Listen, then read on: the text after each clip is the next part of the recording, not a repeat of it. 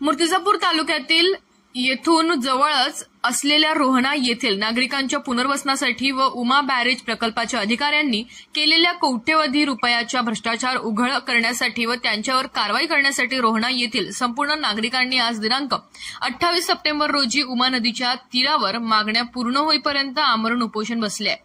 सविस्तर मिळालेल्या माहितीनुसार 12 ते 13 वर्षांपासून उमा बॅरेज प्रकल्पाचे काम पूर्ण झाले नाही। शासन फक्त आश्वासन देत आहे। उमा बॅरेज प्रकल्पाचा कथित भ्रष्टाचार हा 9 कोटीवरून 27 कोटीपर्यंत जाण्याची शक्यता आमदार हरीश पिंपळे यांनी वर्तवली आहे।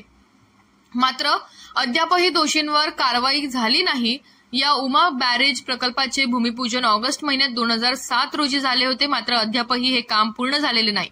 प्रशासनाने रोहन वासियांना भूल थापा देऊन व त्यांच्याकडून अत्यल्प दराने जमिनी खरेदी करून रोहणा वासियांना चॉकलेट दिले असे येथील नागरिकांचे म्हणणे आहे। प्रशासनाने त्यांना म्हटले की आपण आम्हाला जमिनी खरेदी करून द्या, आम्ही तुम्हाला लवकरात लवकर उमा बॅरेज प्रकल्प हा उभारून देऊ। सिंचनामुळे आपल्याला शेतीचा जास्त प्रमाणात फायदा होईल या आमिषाला येथील नागरिक बळी पडून त्यांनी प्रशासनास जमिनी खरेदी करून दिल्या। मात्र अद्यापही उमा बॅरेज प्रकल्प हा उभा झाला नसून नागरिकांच्या मनातील सीमांचे त्यांनी उल्लंघन केले। त्यासाठी रोहणा येथील कैलास वरगट, मीना वरगट, रामभाऊ वरगट, महानंदा बनसोड, प्रमोद मुळे, चंद्रकला कुऱ्हाडे या समवेत समस्त गावकरी नागरिक हे उमा नदीच्या काठावर आमरण उपोषणास बसले आहेत।